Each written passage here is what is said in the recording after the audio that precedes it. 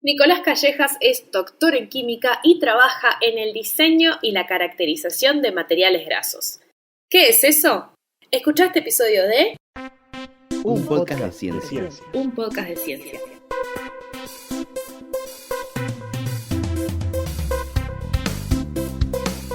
Hola, gracias por escuchar un podcast de ciencia. Yo soy Soledad Machado, soy comunicadora científica y te hablo desde Montevideo, Uruguay. Para este episodio me senté a conversar con Nicolás Callejas.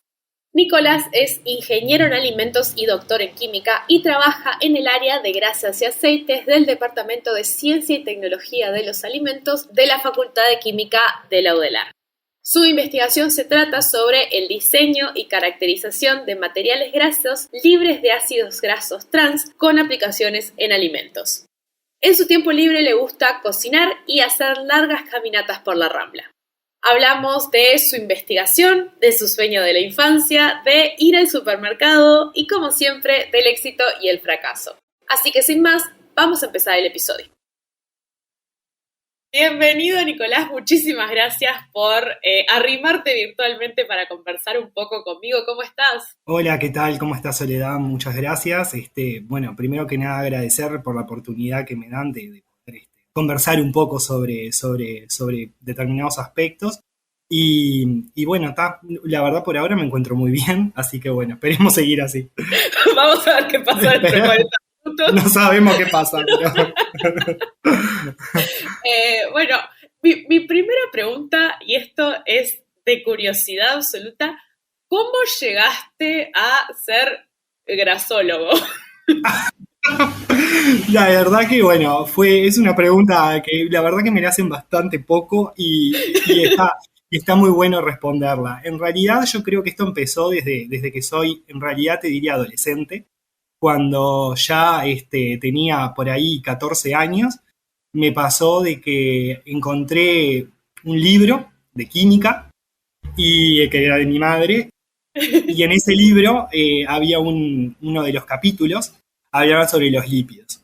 Y realmente lo que me llamó muchísimo la atención en ese primer momento cuando vi fue la estructura de los lípidos, de los triglicéridos, y me llamó muchísimo la atención eso, y de ahí en adelante fue como que logré, como que lo visualicé, y dije, yo quiero trabajar estudiando esto. Y bueno, y finalmente se concretó. Me muero, o sea, sí. Nunca me hubiera imaginado porque, no sé, no. A mí me suena a algo que llegas, bueno, entré a facultad de química, estaba a la puerta, me muero. No, era un niño, un adolescente bastante nerd, por decirlo así, como lo dirían ahora, y era muy curioso de la naturaleza en general y todo, pero siempre me llamó mucho la atención, las grasas y los aceites. Y bueno, y de ahí surgió mi curiosidad y mi gusto, y después, bueno, lo fui desarrollando con el tiempo. Pero si era algo que tenía bastante claro que quería hacer en mi vida, era justamente estudiar a las grasas y los aceites. ¿Y cómo llegaste a saber que en Facultad de Química era un lugar que te podías dedicar a eso? Bueno, en realidad, fue muy rara la situación, porque yo empecé siendo, en realidad... en esa época, digamos, tengo 35 años, así que bueno, hace mucho tiempo atrás, cuando había que elegir las carreras para poder entrar a la universidad, me encontré con ingeniería química. Entonces, ingeniería química era como la carrera que conocía en el pueblo, en Colonia, en Juan Lacase, que es de donde vengo. Entonces, me llamó la atención la ingeniería química, y yo entré a la Facultad de Química queriendo ser ingeniero químico. Y en la Facultad de Química fue que descubrí la ingeniería de alimentos. Y ahí fue donde me vino toda la curiosidad, y de hecho me cambié la carrera. Y al año, o sea, hice el primer año de la carrera en ingeniería química, y al siguiente año ya empecé estudiando ingeniería de alimentos. Y después ahí me focalicé en eso. Y bueno, de hecho hice las dos en paralelo, una locura mía. Yo te iba a decir, sí. Muy, muy loco. Y bueno, en un momento de tantas tareas y de tantas materias para cursar, terminé decidiendo por volcarme exclusivamente a alimentos. Y bueno, después me recibí de ingeniero de alimentos, y ingeniería química me quedó ahí en el pendiente. Así que no lo terminé nunca. no, qué horrible. ¡Qué Solamente espantoso! hiciste una ingeniería. Solo una. No, terrible, perdón, vamos a cortar este episodio. ¿Cómo no hiciste las dos? ¿Viste? Sí, para contexto de las personas que no necesariamente conocen Facultad de Química y sus carreras, ingeniería química se hace en la Facultad de Ingeniería y en la Facultad de Química, que están a 20-25 minutos de bus entre sí, y alimentos se hace además en ingeniería, en química, en agronomía y en veterinaria. Exactamente. En un momento de la carrera tenía que correr por las 4 facultades. Y fue literal, tenía que correr, Sí, porque no llegaba a las materias. Cruel, entonces, que hayas Muy hecho cruel, sí. cualquier otra cosa además de ingeniería en alimentos, yo los admiro. Bueno, muchas gracias. Pero fue bastante sacrificado, sí, en su momento. Sobre todo porque tenías que correr y bueno, y realmente esos momentos son los que te quedan marcados, viste, así como de anécdotas graciosas. Y bueno, pidiéndole a algún compañero que tuviera auto para que te llevara de un lado para el otro y tratando de correr como loco, y bueno, pero se pudo hacer. ¿Y cómo fue venirte de Juan Lacase hasta Montevideo? Y no solo Montevideo, sino que conocerte de todo Montevideo, de repente tenés que estar en un bondi, capaz que no eras muy de tomarte bondi, o te tomabas solo interdepartamentales, a esta vorágine de la capital. Bueno, lo que pasa es que yo capaz que soy un cúmulo de curiosidades, pero me pasa que siempre me sucedió que yo amé Montevideo, siempre, nunca le tuve ningún tipo de miedo, temor, ni nada. Mi madre creo que tenía totalmente claro mientras lloraba cuando yo a los 18 años me iba de Juan Lacase, creo que lo tenía muy claro que yo me iba a quedar en Montevideo y no me iba a mover, porque es una ciudad que me encanta y siempre me gustó, de cuando lo visitaba, de cuando estaba, de todo. Y bueno, y por esa razón, cuando me tocó venir a estudiar, yo lo tomé con una gran alegría. Que bueno, es cierto que no todas las personas lo toman de esa manera y bueno, hay que entenderlo, pero está. En mi caso fue mucha felicidad porque era venir a un lugar que me encantaba y que además venía muy seguido por mi familia, que también tenía mi familia paterna, vivía acá en Montevideo. Bien, entonces, llegaste, así como hay niños que le gustan los dinosaurios, a vos te gustaban los lípidos, Ahí va, era grasólogo, como las decís. grasas y los aceites. Tu sueño era ser grasólogo, entraste, hiciste ingeniería química y después cómo llegaste específicamente a cumplir tu sueño, no lo puedo creer, de trabajar con grasas y aceites. Bueno, eso fue cuando estaba casi para recibirme de ingeniero de alimentos. Me quedaban unas poquitas materias. Nosotros al final de la carrera tenemos lo que se llama proyecto industrial y trabajo final de carrera, que sería como una especie de trabajo experimental, donde es como un contacto en el laboratorio, pero ya más desarrollado, ¿no? Más con un pienso. Uh-huh. Entonces ahí lo que terminó sucediendo fue que yo hice química y tecnología de grasas y aceites, que es la materia que ahora soy profesor,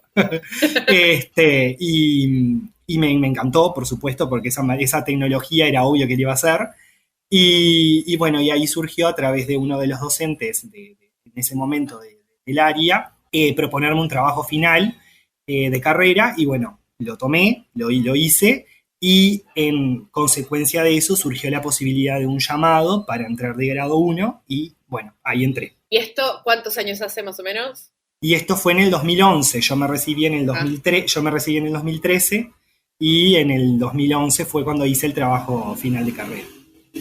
Bien, entonces ya nos ubicamos en el tiempo-espacio y venimos diciendo lípidos muy alegremente, pero creo que estaría bueno como explicar un poco a qué nos referimos, la diferencia entre grasa y aceite, que yo la aprendí como con 18 años, más. No te preocupes que no soy la única persona. Y capaz que podemos hablar un poquito de triglicéridos y específicamente me gustaría que nos cuentes sobre tu trabajo, pero vamos a necesitar algunas definiciones antes. Perfecto. Bueno, los lípidos en general se definen como un grupo de moléculas bastante complejas, de hecho, no es una sola, son un conjunto. Y bueno, de las más comunes y las que están más presentes en la naturaleza son los triglicéridos, que son un tipo de lípidos que forman parte de las grasas y los aceites. ¿tá? Entonces, básicamente sería eso. Y bueno, los triglicéridos tienen una estructura bastante particular, donde están formadas en realidad es una reacción química, digamos, que se da entre un alcohol, que en este caso se llama polialcohol, ¿sí? Que es el glicerol, que esa estructura se une con un ácido carboxílico, que proviene en este caso de los ácidos grasos, y de esa reacción, que va a tener un nombre raro, que se llama esterificación, se forma un enlace éster, en este caso un triple enlace éster, y de ahí genera lo que se conoce como el triglicérido. Para que se lo imagine la gente que está en su casa que no vio a los 14 años un libro. No vio un libro. Es más o menos como una cabecita con una colita larga unida a otra cabecita con una colita larga, unida a otra cabecita con una colita larga. La cabecita sería el glicerol. Exacto, yo lo asocio, por ejemplo, la estructura a un tenedor, por ejemplo. Sería eso, básicamente. Las 3 patitas del tenedor, bueno, eso es el triglicérido. Ahí va, y anda por la vida. Y anda ahí libre, si quiere, a veces no, porque a veces se revela.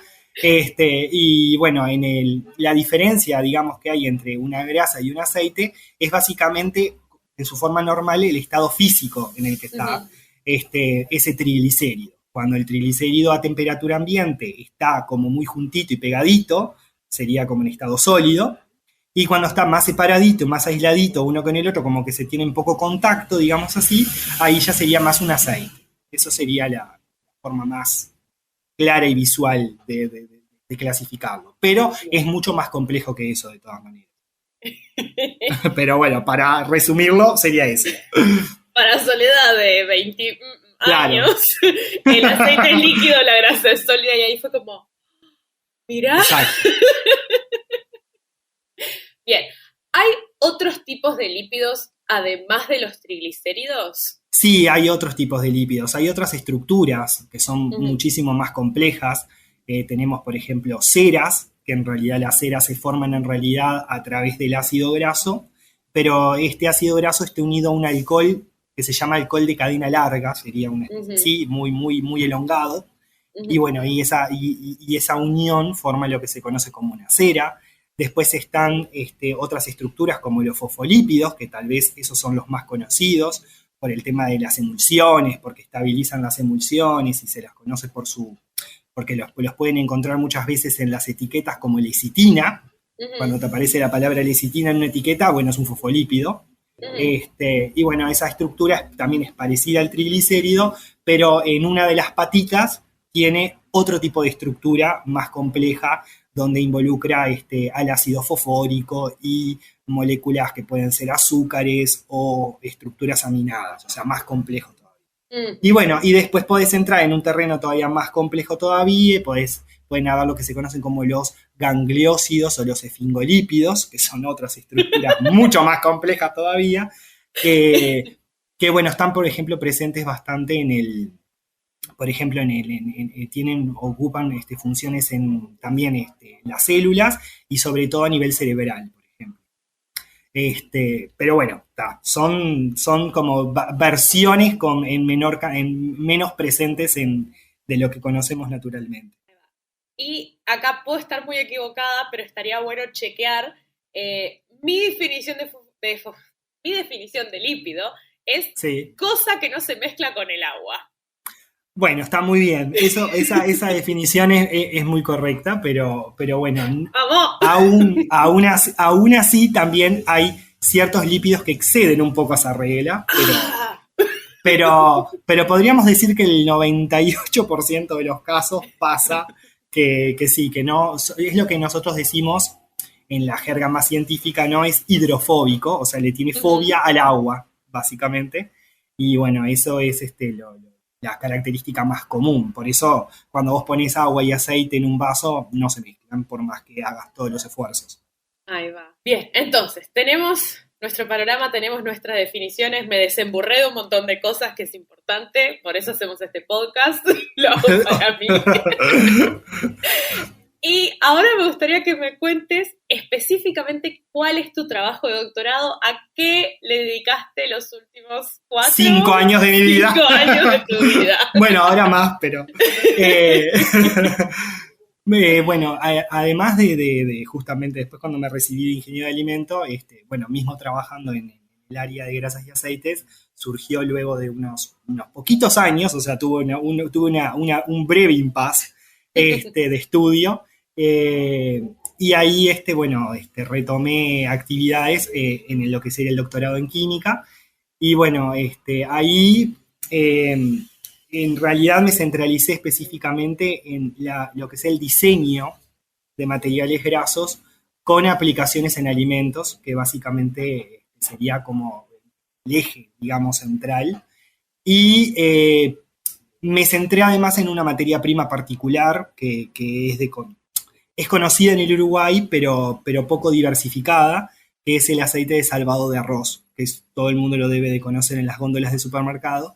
Y bueno, lo que hice fue hacer básicamente modificaciones químicas en ese aceite y de esa manera diseñar grasas, literalmente, para que puedan servir para alimentos. Por ejemplo, incorporar en una galletita, elaborar una margarina, generar una crema, lo que sea. Cualquier alimento que se te pueda imaginar. Y acá me pongo un sombrero imaginario de papel de aluminio. ¿Por qué querrías agarrar una cosa tan natural como el aceite de salvado y hacerle cambios? ¿Por qué lo hacen? Bueno, eso se hace porque lamentablemente, no sé si lamentablemente, la naturaleza es sabia, como dicen, pero lo que ocurre es que la industria alimentaria ha crecido enormemente a lo largo de los años y a raíz de eso cada vez necesita más de materiales grasos que se llaman diseñados a medida, digamos. Sería básicamente... por ejemplo, una industria quiere hacer, no sé, el diseño de una medialuna. Para hacer una medialuna necesita tener un componente graso que cumpla el rol sensorial que tiene que cumplir en la medialuna, que no lo cumple en un pan, por ejemplo. Entonces, claro, eso sería lo que sería diseñar un material graso a medida. Entonces, las grasas y los aceites en su forma natural, como dijiste vos hoy, no presentan las propiedades y las características que requiere la industria alimentaria. Entonces, a raíz de eso surge lo que se conocen como las modificaciones de esas grasas o aceites para poderle dar un uso particular. Esto sería que soporte determinada temperatura, que tenga o no tenga determinado componente de aroma, componente de gusto, como esas cosas. Exacto, eso en la jerga científica, siempre voy a decir eso, me encanta esa palabra, yo siempre la uso, parece como muy guau, pero en la jerga científica siempre pasa de que el término que se usa es funcionalidad, la funcionalidad de los lípidos, que se vendría a ser esto justamente, las aplicaciones concretas o específicas que puede tener. Vos podés tener grasas y aceites que tengan múltiples aplicaciones, o sea, diferentes tipos de usos, pero podés incluso diseñar algunas grasas específicas. Como por ejemplo, la que capaz que es más común y capaz que más impacta a la gente, es la sustitución de, por ejemplo, grasas derivadas del chocolate. O sea, a partir de una grasa diferente o aceite diferente, obtener una grasa que simula bastante lo que sería el comportamiento de la manteca de cacao, que es la grasa del chocolate. Cuando hacen una grasa, un aceite funcionalizado, ¿es una molécula específica o es una mezcla? O como toda la ciencia, depende. Depende, justamente depende, pero por lo general lo que uno busca es, sí, un determinado tipo de triglicéridos o tipo específico, como en el caso del chocolate, que uno busca determinado tipo de triglicérido en particular, porque son justamente la grasa de manteca de cacao es muy especial, muy particular, o lo que buscas es más bien grupos de triglicéridos o determinados tipos de triglicéridos que cumplan esa función. Entonces, sí, dependiendo de lo que quieras, puede ser eso, o incluso también los podés después mezclar. O sea, podés diseñar una grasa y mezclarla con una que no está modificada para poder obtener también otra funcionalidad. O sea, es muy complejo el mundo y tiene un montón de posibilidades y opciones para que elijas. Ahí va, qué interesante. Y esto, por ejemplo, puede usarse para sustituir grasas animales, porque ahora se me ocurre ese tipo de aplicaciones, como decir, bueno, podés hacerte unas tortas fritas veganas. Exactamente, totalmente, por ejemplo. Es un caso muy, muy, muy claro. Además, de hecho, eso que mencionás es súper importante porque además, a lo largo de los años, el concepto, digamos, del hombre, del humano en general, ha cambiado mucho con respecto al tema de la salud. Entonces, hoy por hoy, la gente, el consumidor, como le decimos nosotros, busca constantemente grasas más saludables o grasas más, además de funcionales, por eso ese gran problema, además de que necesito que siga siendo la media luna que siempre como, también aparte tiene que ser saludable. Entonces es ahí el gran inconveniente el gran choque a veces que hay existencial entre lo que es la funcionalidad versus la posición, digamos, que te puede impactar en la salud. Entonces sí, es bastante interesante.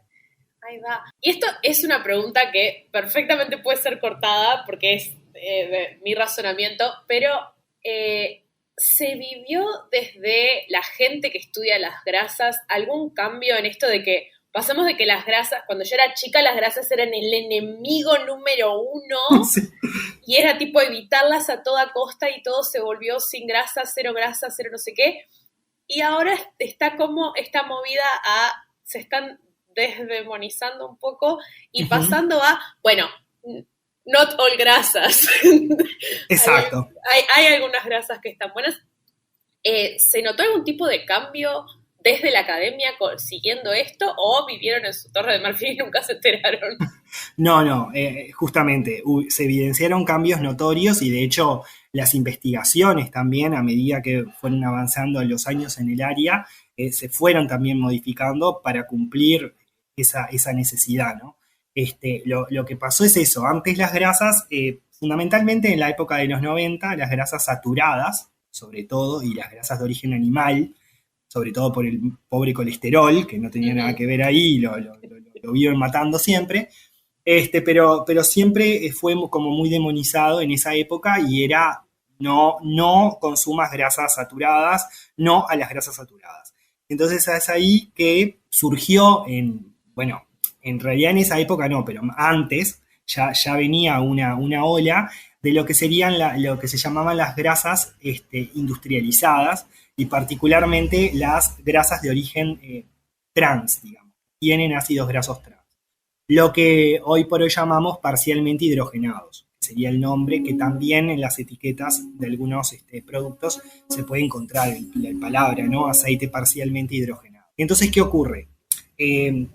Cuando las grasas saturadas fueron como muy demonizadas y muy odiadas, la industria buscó como una alternativa y en esa alternativa encontró esta tecnología, que es la hidrogenación, que es una tecnología de modificación de grasas, que genera ácidos grasos trans. Y lo que hace es mantener la funcionalidad de la grasa saturada, pero sin ser saturada.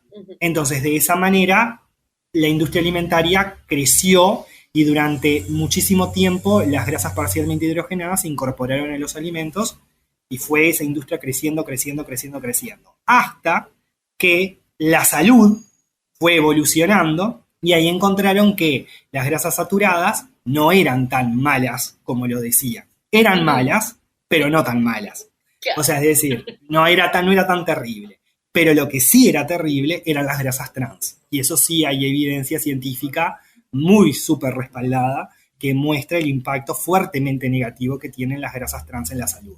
Fuertemente negativo, estoy hablando de que hasta incluso impactos 8 veces superiores a lo de una grasa saturada, por ejemplo, que es bastante alto.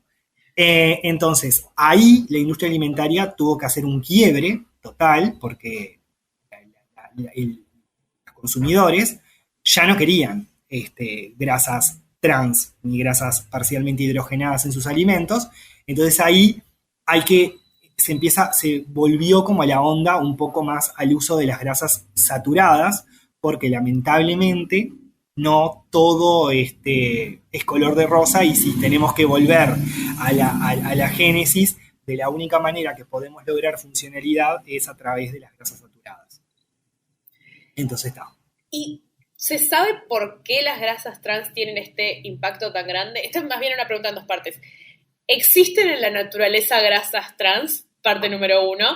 Y parte número 2, ¿tenemos una idea de por qué pasa esto y por qué elegimos, bueno, las saturadas no son como geniales, pero es mucho mejor que las trans? Claro.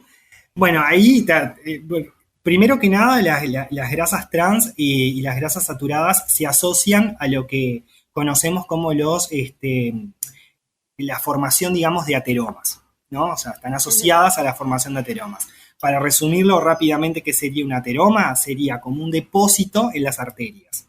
¿Tá? Entonces, esos depósitos en las arterias tienen básicamente grasa, básicamente lípidos, origen lipídico, y junto con otros componentes, ¿no? Pero alguna proteína, alguna otra cosa. Y bueno, esos depósitos lo que hacen es reducir lo que sería el tamaño digamos, de la arteria, y eso hace que, bueno, que nuestro cuerpo, sobre todo nuestro corazón, le cueste más poder bombear o llevar sangre a los diferentes tejidos.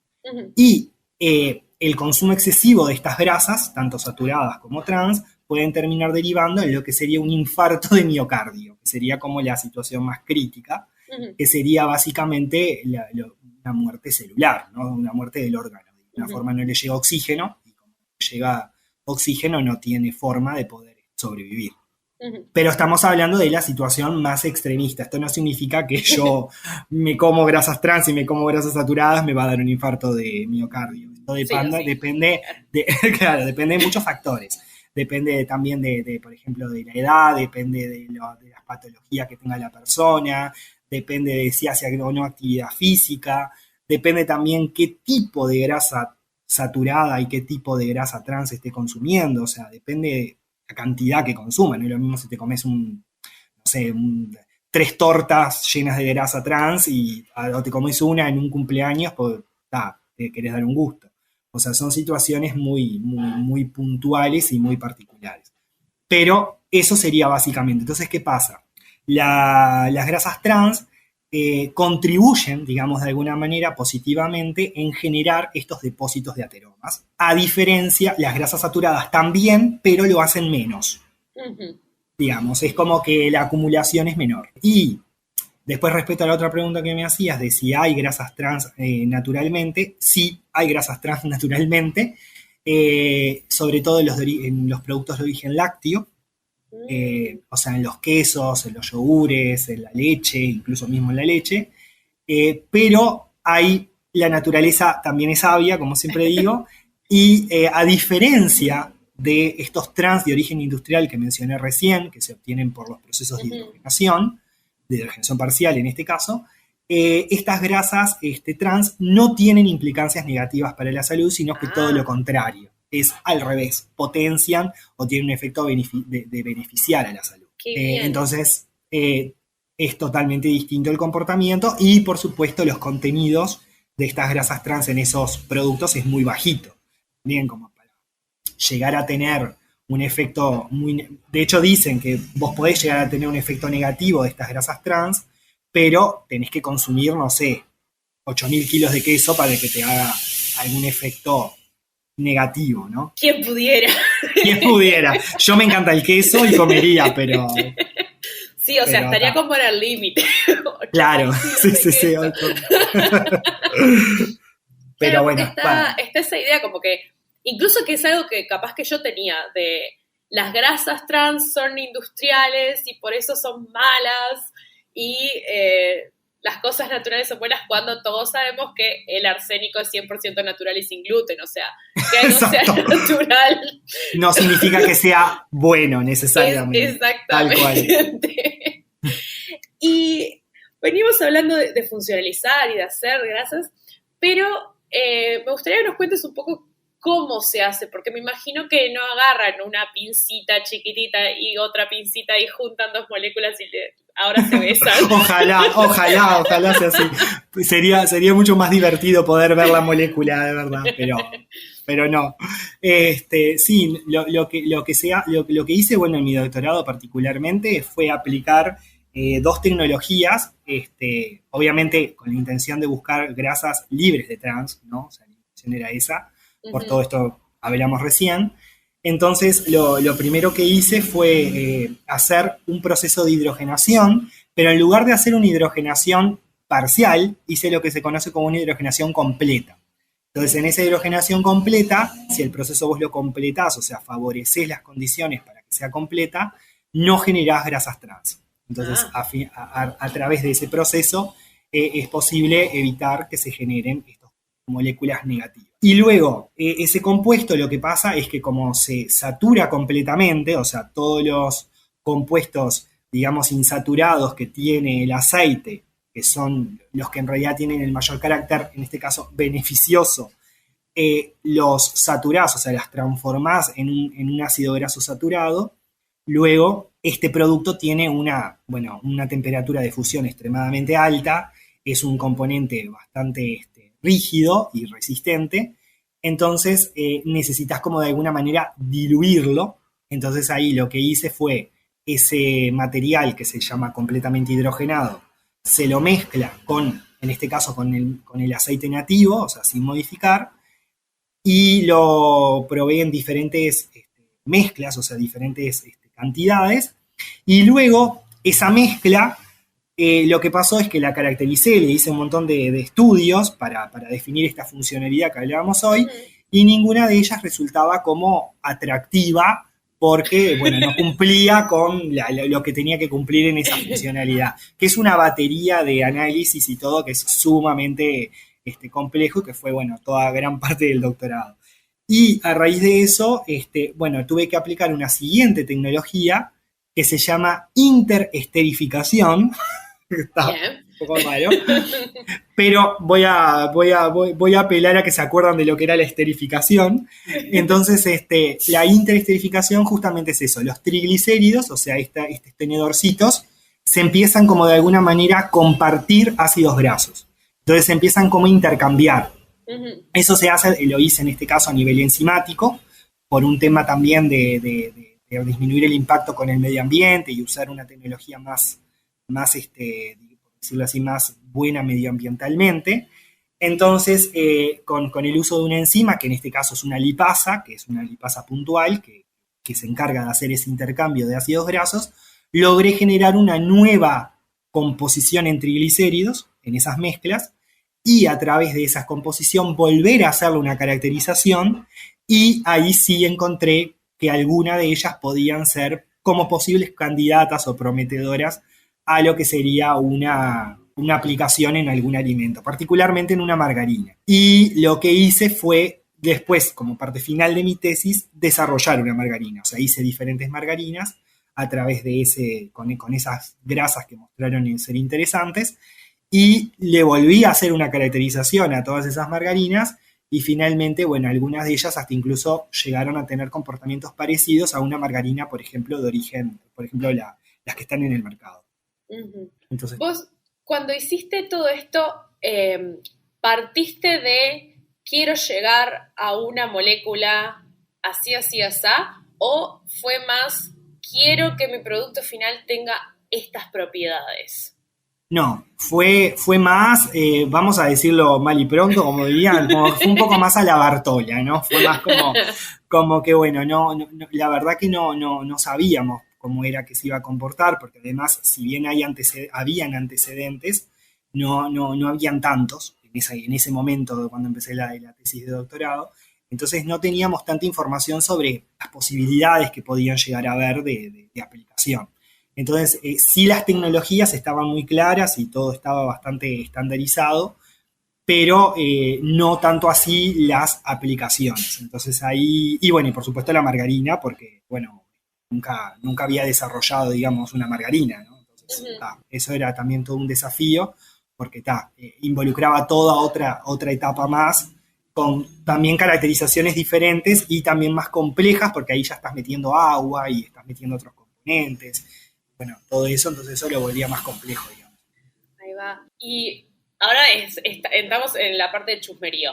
Sí. Vos sos del tipo de persona que vas al supermercado y te copás y decís, ¡hay una margarina nueva en la ciudad! ¡La voy a probar! O es tipo, no, ya estuve todo el día con la margarina, sacame esto de acá. No soy, la verdad soy una persona, o sea, sí me gusta leer las etiquetas y sí me gusta, soy muy curioso con el tema de los productos, bueno, eso ya lo vengo trayendo desde que tenía los 14 años, no de antes, creo yo, de que era una persona muy curiosa y siempre me gustaba mucho, yo era muy de ir a los supermercados y ver lo que había. Y a mí me voló mucho la cabeza, por ejemplo, cuando pude, bueno, gracias al doctorado y bueno, gracias a que entré al área y trabajé y pude desarrollarme, pude viajar muchísimo gracias al cielo y todos los santos y conocer otros países, conocer otras culturas y otras cosas. Y bueno, y eso me permitió también cuando llegaba a góndolas, por ejemplo, en Estados Unidos o en Francia o en eso, era como que esto y bueno, todos saben de mi devoción por los supermercados. Y me encanta y soy muy curioso y bueno, y no soy de leer tanto los ingredientes, en el sentido de que digo, a ver qué tiene, qué composición tiene, a ver si tiene un aceite hidrogenado o algo de eso.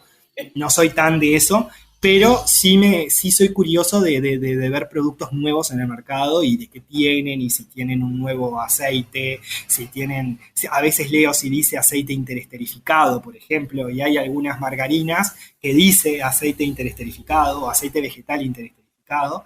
Y eso me encanta porque digo, yo sé lo que es, conozco el proceso, pero sí, me da la curiosidad, pero no me enloquezco por los ingredientes. Y esto es, ¿vos serías una persona rara dentro de la gente que estudia alimentos o es lo normal y todos dicen, vamos al supermercado y se redivierten? Yo creo que hay de todo, pero tengo una amiga que es bastante también de curiosear en el supermercado, capaz que no tanto como yo, pero me gusta. Pero no, todos compartimos capaz que un poco el común de que sí, que nos interesa saber o explorar qué hay en las góndolas del supermercado, pero sin el concepto ese que a veces toda la gente tiene, porque a veces me han preguntado, me dice, porque vos sos de esa persona que seguro típicamente debes de agarrar y leer todos los ingredientes que hay, y si ya tiene una cosa vos no lo consumís y todo ese tipo de cosas. No, es todo lo contrario, no soy así para nada. La vida secreta de los ingenieros en alimentos. Ahí va, hay que desmentirlo, sí, hay que sacar a la luz la realidad. Y también esto es bien de chusmerío. ¿Te pasa mucho que si tu familia sabe que trabajas con grasas y eso, que te traigan los análisis y te digan, bueno, ¿cómo estoy de colesterol? Y explícame, o es tipo, no tienen ni idea? No, bueno, yo he pasado por varias etapas. Mucha gente te confunde con sos un chef, con un cocinero, que nada que ver. O sea, si bien la cocina y la gastronomía se asocia muchísimo con la ingeniería de alimentos, obviamente tienen enfoques totalmente distintos. Y bueno, sí, pasa ese tipo de cosas. Sí. Sí, a mí me pasa. Nosotros lo llamamos, a ver vos que sos químico. Y ahí puede venir cualquier cosa. Bueno, después también me pasa, sí, de ponerle esto de los análisis. Eso creo que ya lo dejé bastante claro, que no tampoco conozco, ni sé los valores, ni nada. Saber el nivel de colesterol o de proteínas LDL, HDL y todo eso que aparece, que también está vinculado con los lípidos, pero no conozco las cantidades, ni soy médico tampoco. O también, creo que la mayor confusión en realidad es más con el tema de, también te confunden muchas veces con el ingeniero químico, que si bien obviamente también tenemos bastante tronco común, también nosotros somos, yo siempre digo, porque es mi opinión personal, que el ingeniero de alimentos es como una especie de ingeniero químico, pero especializado, como Claro. que tiene se focaliza exclusivamente como en los alimentos, mientras que el ingeniero químico es capaz que es un poco más genérico y bueno, trata diferentes aspectos o tiene como más como del proceso en sí y no tanto de lo que capaz que está sucediendo en el interior y de la transformación bioquímica y química que está teniendo el producto. Qué bien. Y ahora ya estás redondeando, supongo, tu doctorado, ya tenés una margarina, tenés algo que presentar, que es un montón. ¿Tenés idea de qué querés hacer después, por dónde querés seguir? ¿O vas a decir, no, yo voy a defender el doctorado y después hablamos si sigo en esto o me voy a vivir al campo? Bueno, no, esto capaz que no te lo comenté antes, pero en realidad yo ya me recibí. ¡Ah! Sí, ya ¡Ah! está. Bueno, estoy mal Sí. queda porque Esto- Soledad sí. no entendiendo cosas. Bueno, entonces defendiste tu doctorado. Defendí, hice la margarina, defendí mi Hiciste doctorado. la hice todo. margarina y dijeron, ¿qué? Todo. ¿Qué margarinum? Ahora usted es doctor de margarina. Ahí está también. Te lo pueden llegar a decir también. ¿Tenés como líneas que vas a seguir o tu plan es decir, bueno, yo me voy a seguir enfocando en esto, te vas a diversificar, quizás pasar un aceite? Quizá pasa. En realidad mi intención, a ver, después que yo terminé el doctorado, que además, bueno, lo defendí en plena pandemia, además, sí, fue por Zoom, bueno, todo en ese mismo momento, con todo justo era como el momento más crítico, digamos, de todo lo de la pandemia. Bueno, lo defendí ahí y bueno, obviamente costó un poco volver de vuelta, porque bueno, creo que a todos nos costó. Volver a adaptarse a la realidad / no tan realidad hasta ahora que ya A me la nueva normalidad. a la nueva normalidad, ahí va. Y bueno, en realidad sí, mi intención siempre fue seguir en camino con la línea esta y bueno, probar incluso con otros aceites, probar con otros materiales grasos, buscar otros materiales que puedan resultar atractivos para el Uruguay o atractivos para en general, y seguir haciendo la búsqueda esta de, bueno, jugar con estas modificaciones para poder, bueno, encontrar aplicaciones que puedan llegar a tener. Ahí va, qué bien. Y estos aceites que se desarrollan en el laboratorio, porque no, me imagino que no sos vos solo llevando No. ¿Se terminan aplicando en la industria o es más bien una cosa de teoría a ver si se puede? Claro, eso es bastante complejo en realidad. Y está bueno también mostrar esta realidad también que a veces vivimos los que, bueno, me cuesta a veces decirlo un poco, pero no sé, es un poco científico en el fondo, porque te cuesta un poco creerlo, pero bueno, a veces hay que creer que en el fondo estamos haciendo ciencia y bueno, los que hacen ciencia son científicos, así que un poco científicos somos. Un poco pero, de todo, no podés ser un poco científico, no podés ser un poco embarazada. Tampoco, porque si no ahí sería un problema. Pero bueno, en realidad, para que se me fue lo que estábamos hablando. Si lo llevan aplicaciones a la industria. Ahí va.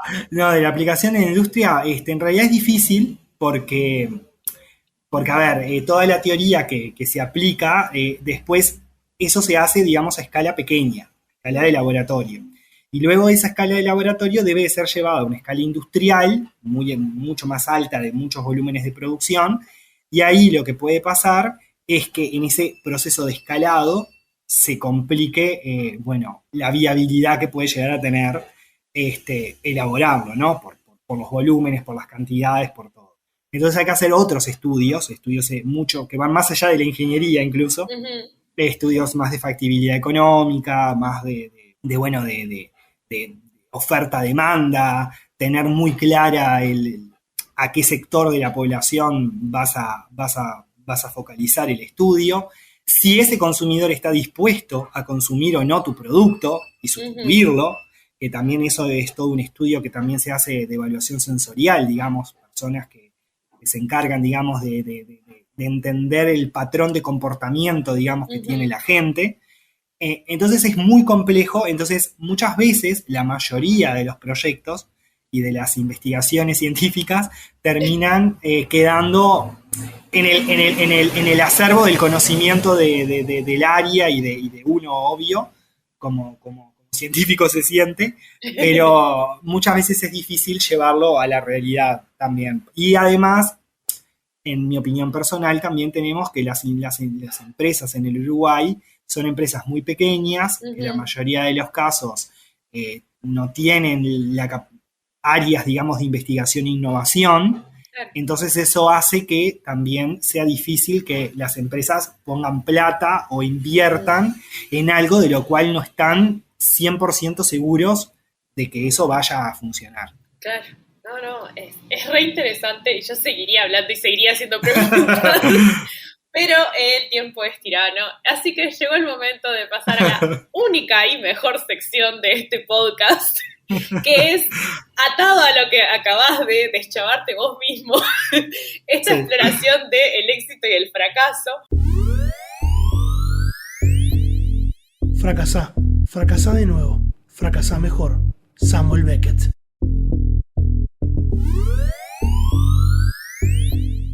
Porque muchas veces pensamos esto, que en la ciencia fracasar es algo terrible, en la vida fracasar es algo terrible, si fracasás sos un fracasado y es espantoso, cuando es más bien lo contrario, o sea, vamos fracasando y vamos aprendiendo de eso.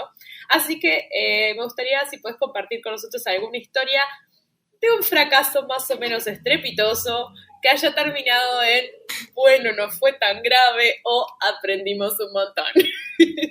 Bueno, dicen que el éxito es una sumatoria de fracasos. Así que, bueno, puede ser que sea cierto. No, también creo que está bueno mostrar la realidad, que digo, siempre... a veces también la gente creo que nos ve capaz como que estas personas están adentro de un laboratorio con un tubo de ensayo y les sale todo divino y tienen un nivel de precisión y de medición y de todo perfecto y que todo te sale espectacular y no, todo lo contrario. Muchas veces hay cosas que se aprenden de ensayo y error y bueno, lamentablemente es así. O sea, ojalá tuviéramos una teoría que nos dice, con esto lo resolvemos, pero sí, en realidad me pasó una situación donde por lo menos yo sentí que fue un fracaso, que fue después, terminó derivando en un éxito, pero inicialmente yo casi me tiro al piso a llorar, porque no, era como que ya no sabía por dónde ir.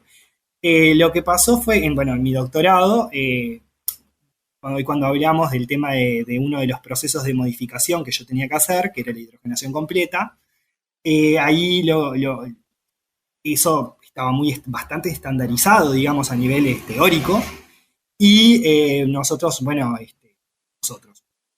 mi director de la tesis, compró un reactor para hidrogenar, con todos los chiches, divino, espectacular.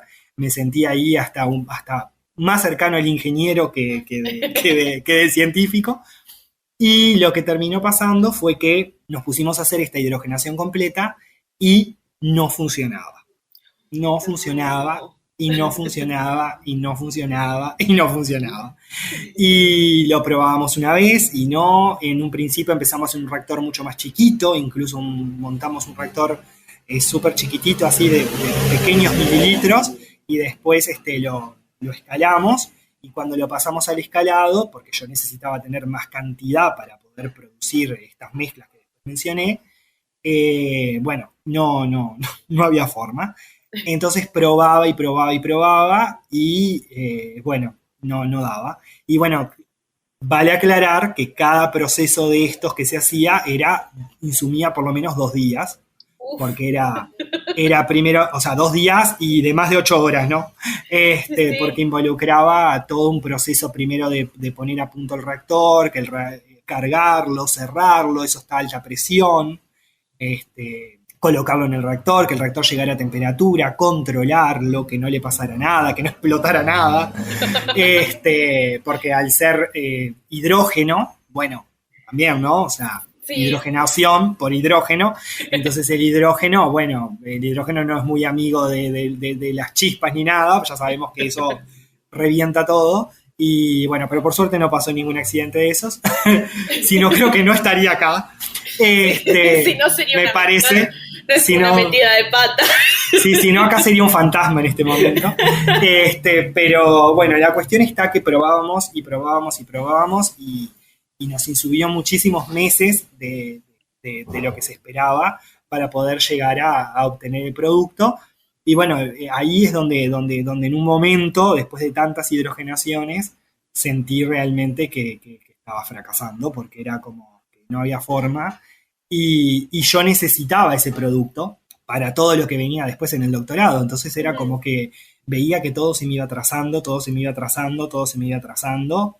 y bueno, está. Esa fue una. Y después otra donde me siento bastante en el concepto entre comillas, vamos a ponerle de fracaso, porque creo que después uno a veces se acostumbra y está mal.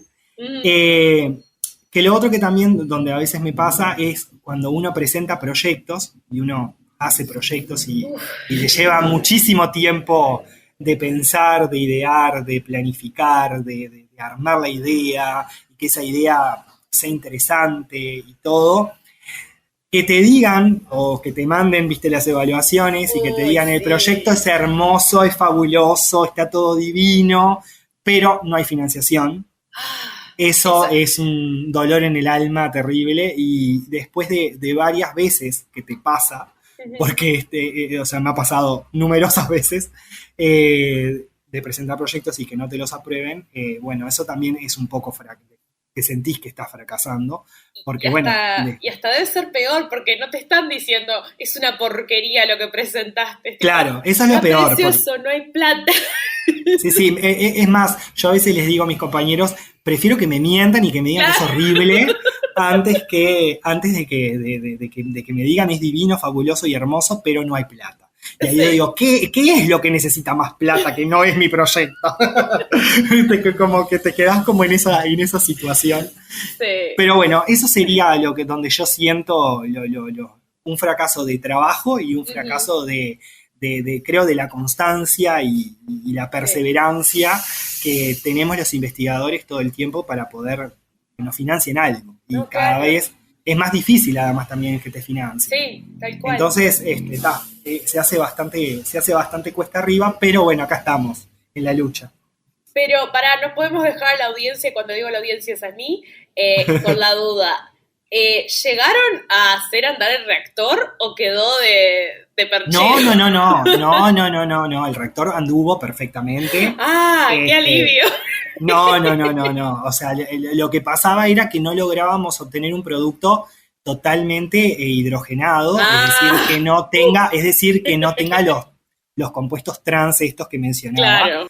Porque la intención era justamente esa, porque si yo digo que quiero confeccionar un producto cero trans y tiene trans, como que... Sí. Como que estamos mintiendo. Pero bueno, no, el reactor funcionó, logramos resolverlo y después hice muchas hidrogenaciones y todas esas otras hidrogenaciones que hice, más incluso de las que fracasé, funcionaron. Bien. ¡Qué alivio! Sí.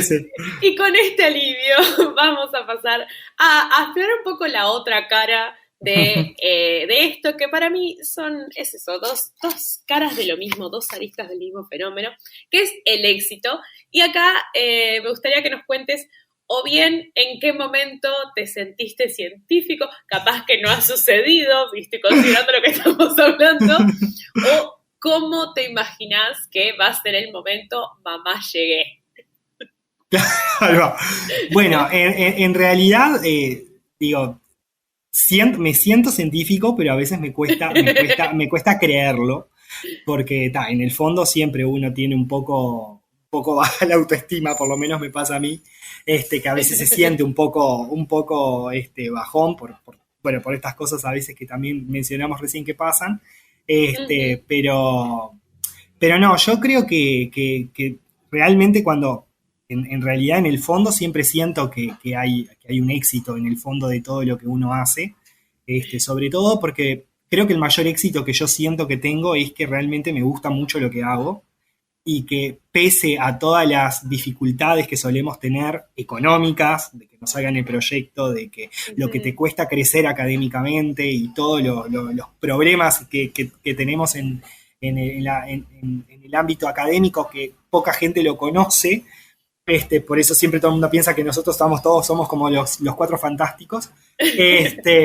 Y bueno, justamente eso siento que uno siempre tiene en el fondo el cariño de lo que uno hace, es un poco un éxito, siento yo eso.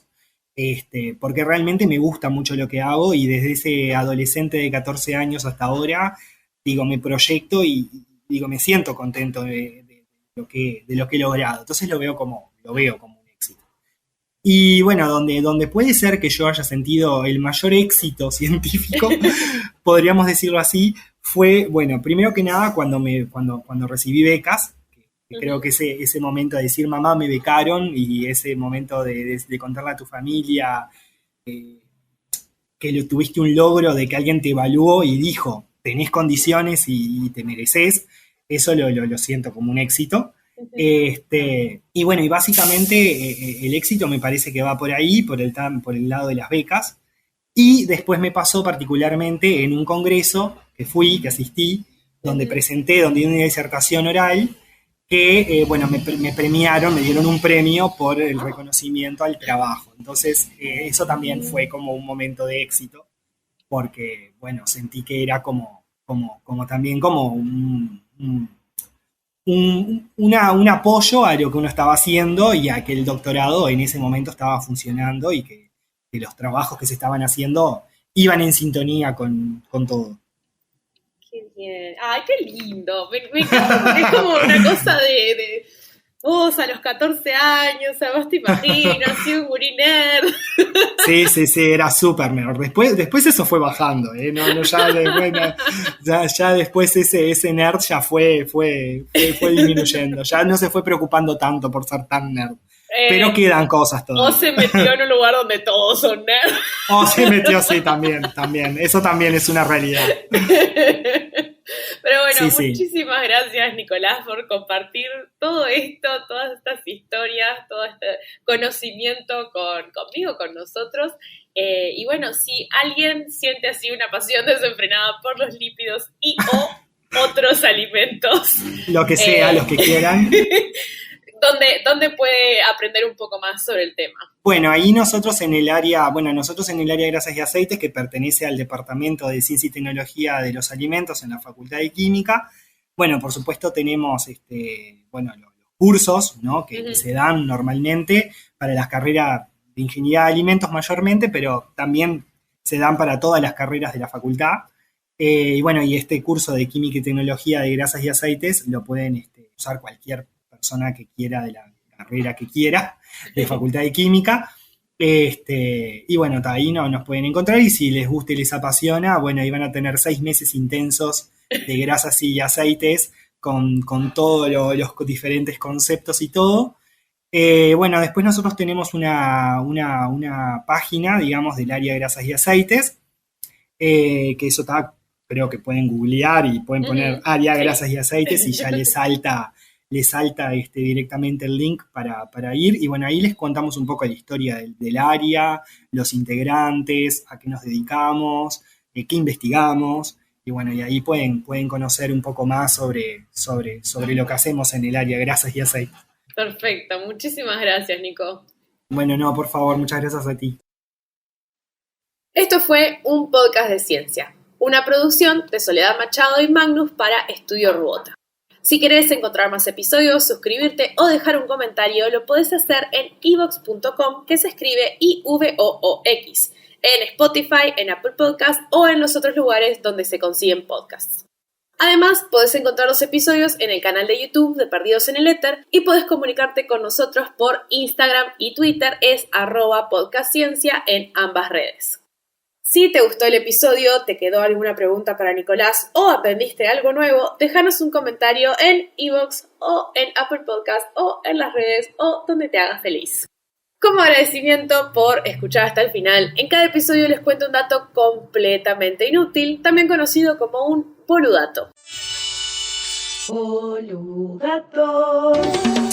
El boludato de hoy es que los carpinchos pueden dormir en el agua. Muchas gracias por escuchar un podcast de ciencia y nos volvemos a encontrar con un nuevo episodio en 2 semanas.